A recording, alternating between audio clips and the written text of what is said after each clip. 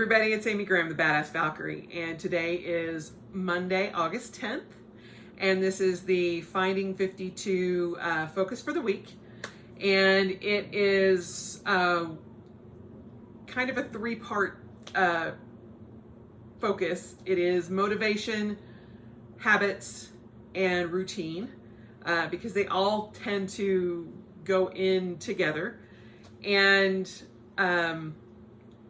I bring this up because if you have been like me, motivation has been a very hard thing to come by during this transition time of the COVID pandemic. We are in week 33 of the year, and I am sure many of you feel the same way I do.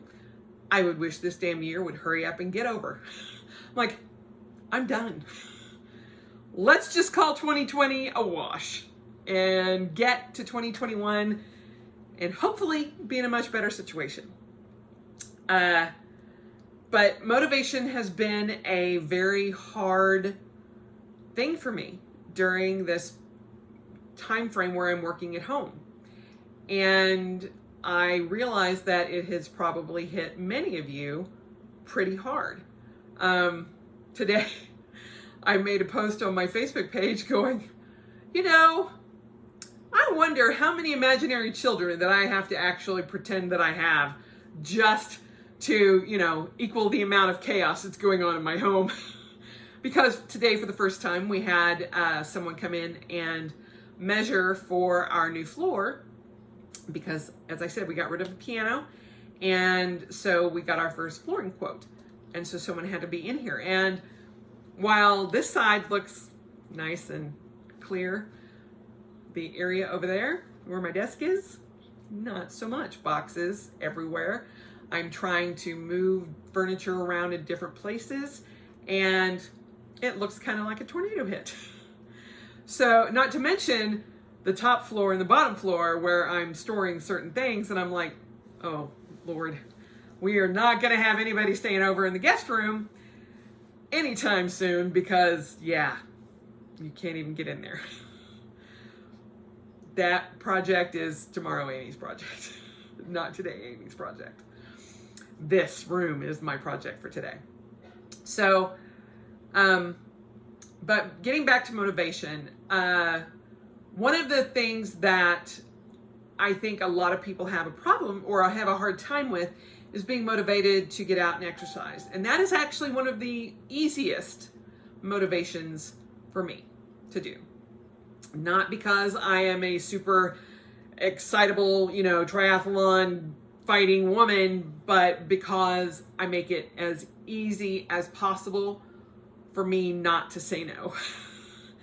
And that means that every day my gear is laid out. I have my shirt, my shorts, my running shorts, my shoes, my socks, literally everything that I need to walk out the door is ready to go. And a lot of times hanging over the railing of my stairway. Not because I think that's the easiest place to put it, but it's the most convenient. And the only time it's not there is when company comes over, like today. So it is what it is. But when I get out of bed, when I wake up and my feet hit the floor, that's the thing that I'm doing. I am getting ready to put on my gear and go out for my run. Because in Salt Lake City, it's been in the high 90s, low 100s every day. And if I don't do my run in the morning, by 10 o'clock, it's stifling. And I cannot really abide the heat anymore. So if I don't get it done first thing in the morning, then I have to wait till evening when it's cooling off like 7 or 8 o'clock.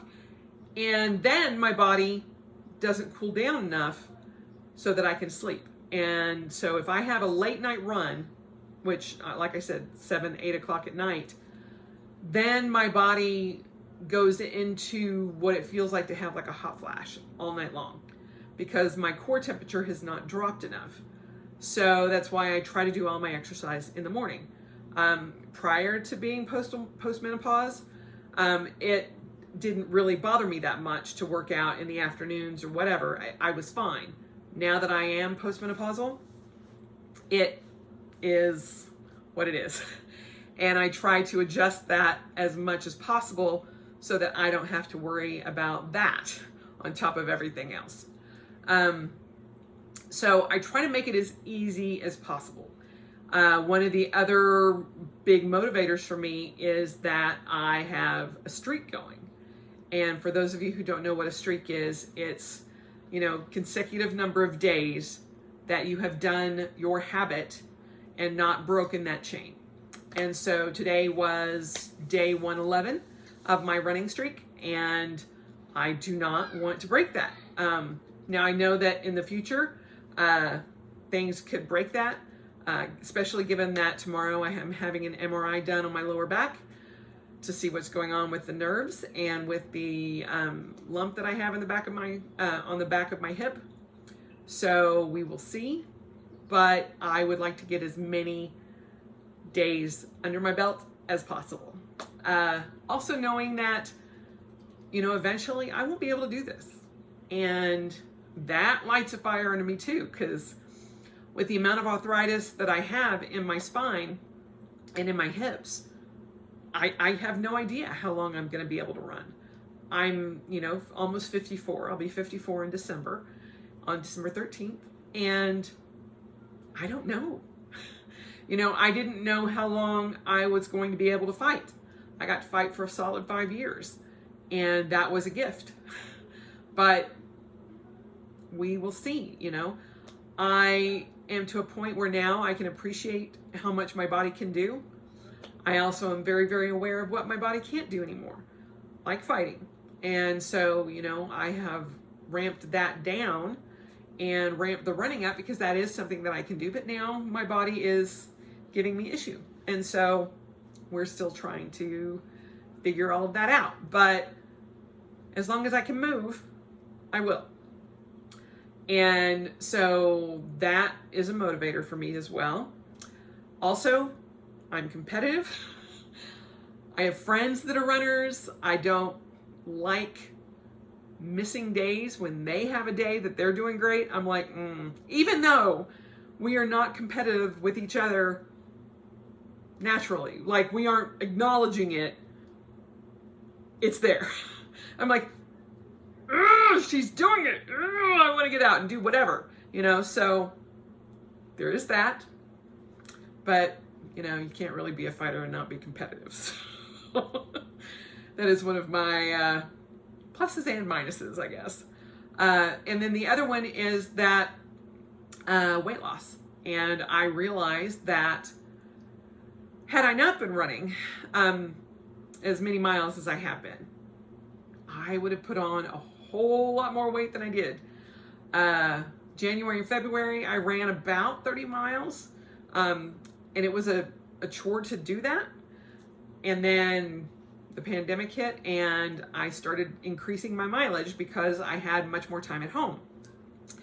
And thankfully, I have been blessed to be able to adjust my schedule and work from home, still get paid, and have time to run.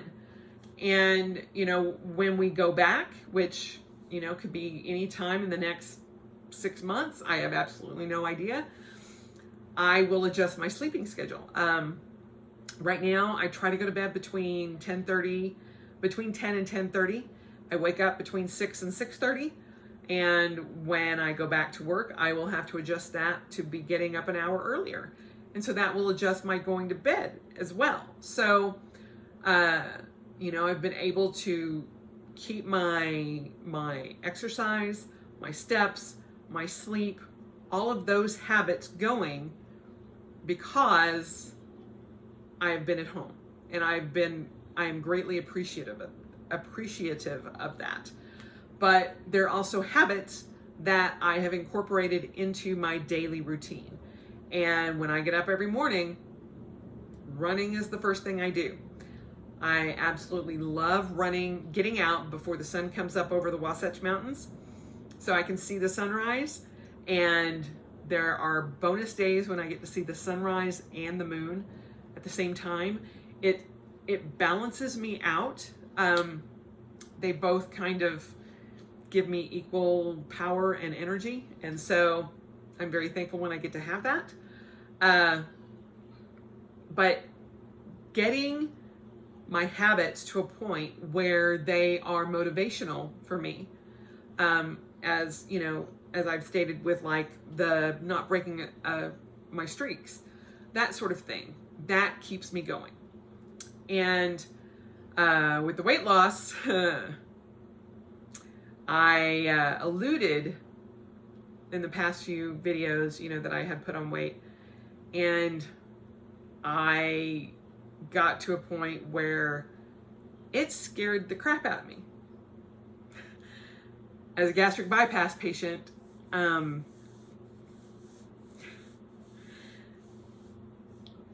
there are significant weights that you never, ever, ever, ever want to hit ever again. That close. So I got to 247 and about had a heart attack. I'm like, whoa. I was in denial for a minute, got off the scale, ripped the battery out, and I'm like, the battery must be bad. Put in a brand new battery. Yeah, no. Battery was not bad. And so that lit a fire under me like nothing ever has, because that is a point where I never want to be. And when I started this whole thing in March, I was between 225 and 230. And that's kind of where I float. I float between 223. I think that's the lowest that I've been this year, 223 to 230. And with being a gastric bypass patient, you can put on water weight overnight. And I'm not talking like a pound. I'm talking like 10 pounds of water weight. It just fluctuates that much. And just because it's dependent on your body fat, all of that kind of thing. So that is something that I was very well aware of, but I had never gotten that close. In the 13 years that I have been post-op, this is the heaviest I've been. It's killing me. And, you know, I can look back and go, I ran 100 miles in June. I ran 100 miles in a month. I ran 60 miles last month. I'm on, or 70 miles actually last month. I'm running 75 this month. And I'm like, what? How can I still be gaining weight? And I've had to look at what I'm eating, counting calories, making sure I get enough water, and that is another habit that I'm having a hard time with. And it's killing me. But on the one hand, running is keeping me lower than I probably would have been. And also trying to, it's kind of like a weird vicious circle, because I'm running more, I'm eating more, I'm exercising more, but I'm also sitting on the couch more. I'm also getting to a point where there are weeks where I'm fighting depression and just not wanting to do anything. And, you know, I'm like, give me all the carbs forever. And so making those changes, along with changing everything in this house, is chaos. And staying motivated, keeping up with my habits, and making my daily routine work has been extremely hard, because I am changing so much in my house, in my head, in my workspace, all of that. And so staying motivated on top of all of that, especially when you have bad days and you're like, I'm not getting on that scale. There's no way I can get on that scale because I know that I will have a panic attack if I see it has gone up and even more. Now, thankfully, I'm down and I'm like this close to being out of the 240s now. I'm like, So the changes have helped, and tracking my food and all of that has helped. Getting back to my intermittent fasting has helped. But it is a slow process to get those habits back on track, especially when the world is the way it is, and I still have days that I want to just lay on the couch, eat bread and, cheese and do nothing else. Thankfully, I have not gone down like the wine path or the cider path or hard alcohol path kind of thing that a lot of people, I'm like, no, my go-tos are cake, cookies, and bread. It's like, oh, I could eat a piece of toast right now at 10 o'clock at night. No, bad Amy.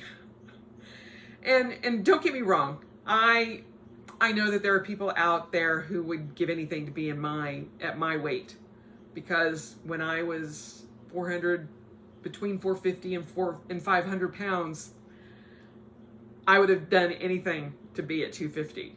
But having gotten below that and finding a new normal for that to actually go up has been terrifying to me. I have this reoccurring nightmare. It's going to sound ridiculous. That I'm going to wake up and all of this will be a dream. And I will have gone back to being almost 500 pounds. I know that I can't realistically do that. But I also knew that I didn't put on all that weight overnight, but I always had the, I don't know what you call it, safety net of, but you're not going up. If I wasn't going down, I was just kind of staying in a range, in that 220 to 230 range. Going up to 240 and going into that 240 to 250 range, huge difference to me. It makes a difference in how I feel, how I look, everything. Sorry, I'm getting a little weepy because it does negatively affect me. So, I've gotten back into better habits. I have pulled out all the stops. I am tracking everything. I am, paying attention to my runs, and I'm like, okay, I get home and I'm like ravenous, and I'm like, you can't eat for another 3 hours. And I am tightening up my eating, my eating window, and making sure that I don't eat anything after midnight. It's like I'm a mogwai. After 8 o'clock. And eventually I will be shoring that up to like not eating anything after 7, and then I'll bump it back up to I only eat between 11 and 6. So I know what works for me. I just have to get back into that habit. And up until now, until I stood on that scale and had the crap scared out of me, that's what it took. And I think if it had said over 250, I would have probably had a meltdown. And I know some of you are going, I kind of think you're having a meltdown now. Really not. I just get emotional because this is something that has been a part of me for 13, 14 years. And I had always been able to say, I hadn't really gained, But this pandemic has caused a lot of people to gain a lot of weight, and it's crazy. And I know that bumping up to another 10-pound range is not a huge deal, but it is for someone who swore she would never go back to that number. So anyway, Weepy Amy out the door, trying to find motivation and working on your habits and making them easier, and putting your daily routine down every day has been something that I've been working very hard on. And over the next couple of days, I will be showing everybody my July, the end of July numbers and such, and how I set up August to reflect.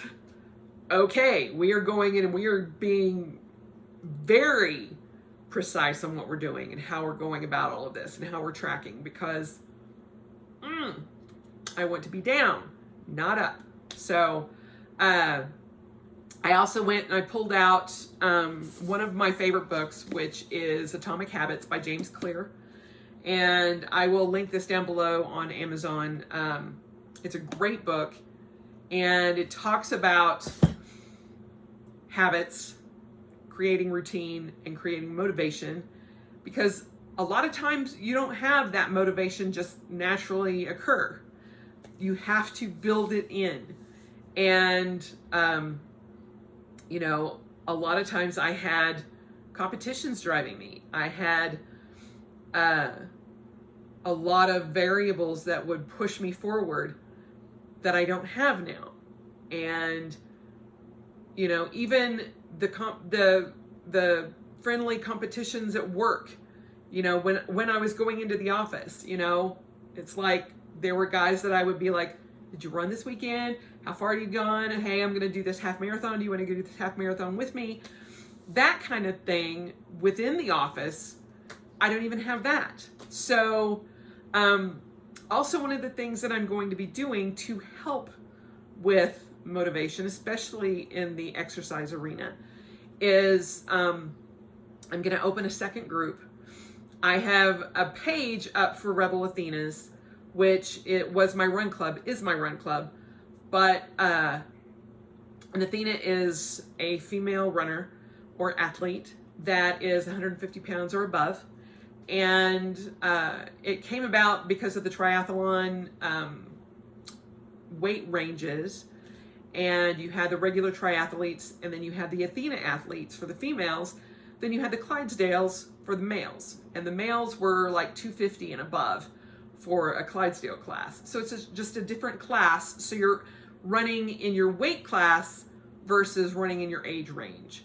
So a lot of triathlons and a lot of races will let you either run as your weight class or your age class. So you have to kind of pick. I usually pick my weight class because as an Athena, you know, most of the Athenas that I know are back of the pack runners, and most 50 to 53-year-old runners, or 50 to 55, which is where I'm at, those runners, those women are hell-bent to make people pay. Those runners are women who most likely have empty nest syndrome, where their kids have graduated, gone off to college, and they have nothing better to do than to go out and run. And I'm like, I have competed with those runners for several years, and I'm like, oh no, give me the Athenas. Girl, high five if we're just like huffing and puffing and walking. I'm like, sweet, let's go there. Versus the tiny little 50-year-old ladies, they're gray-haired, and they're like, hurry up, get out of my way. And I'm like, I could squash you. So, I don't know quite where that tangent started, but I'm going to open up an actual group for Rebel Athenas. And the run club was basically based here in Salt Lake City, and we would meet every week on Wednesday and go running, or walking, and it was for men and women, all age ranges and all levels. And so I actually would walk my 3.5 or the 5K a day, or not a day, 5K every week for those beginning runners who wanted to figure out how to start this process.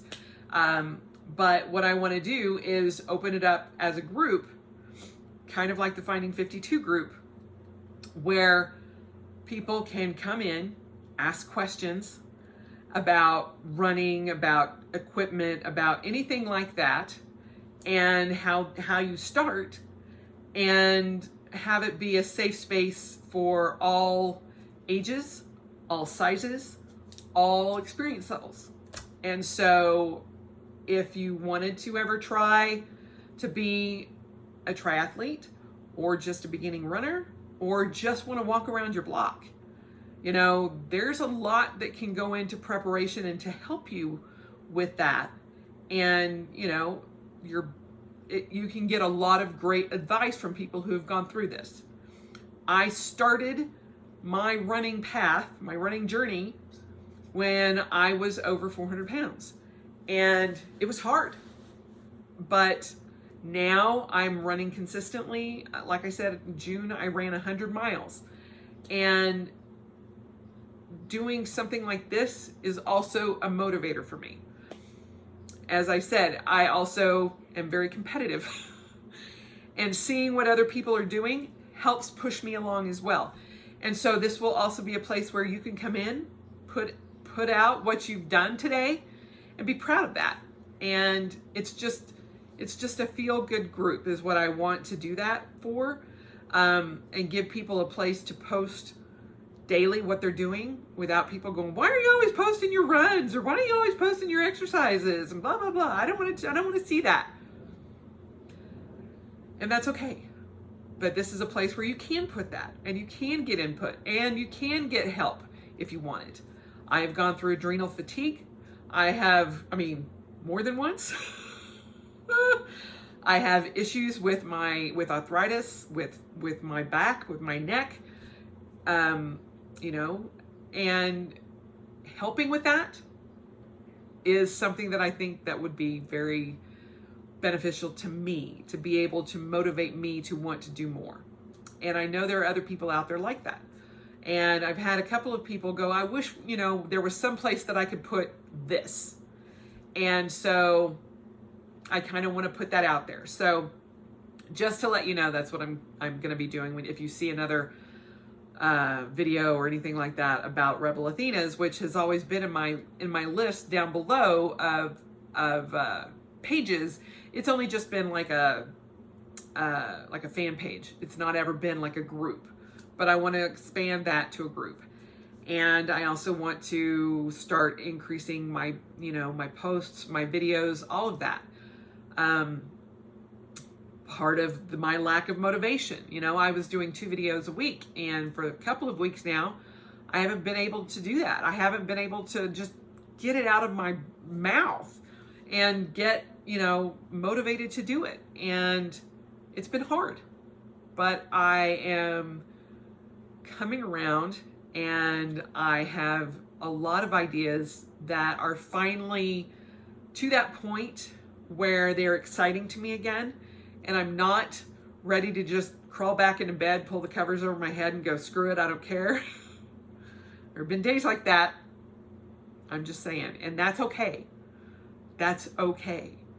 If you are not motivated to do exercise or to find habits that help, or to, work your daily routine, that's okay. Because it's taken me 4 months to get to that point.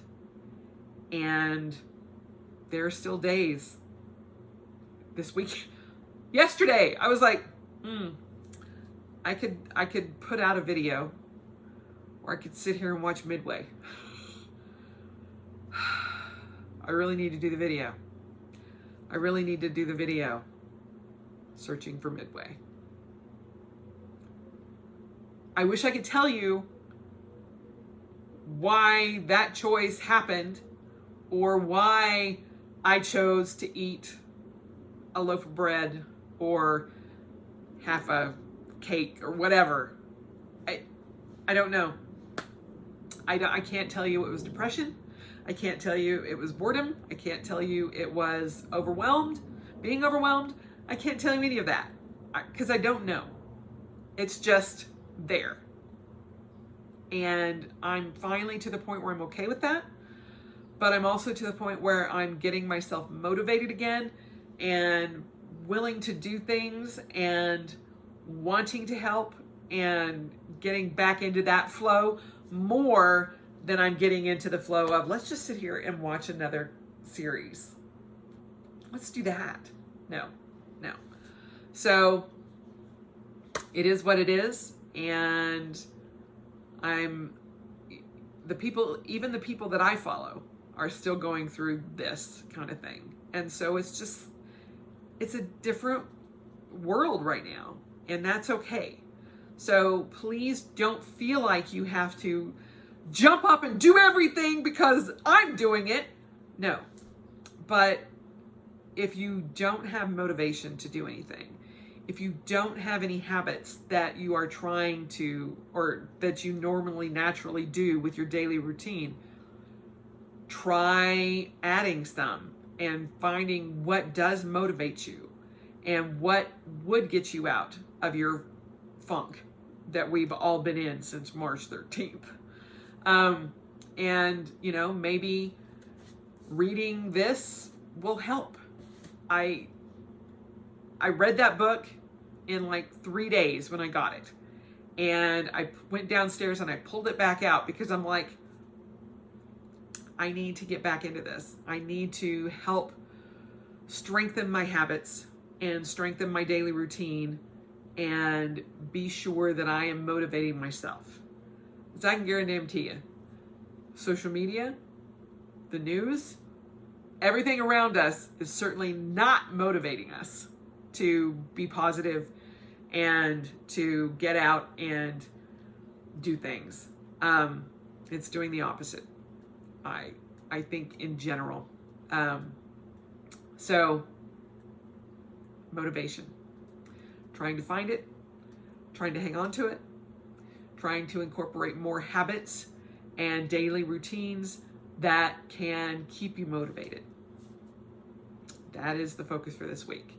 Sorry I've gone on a little long and a couple of different tangents, but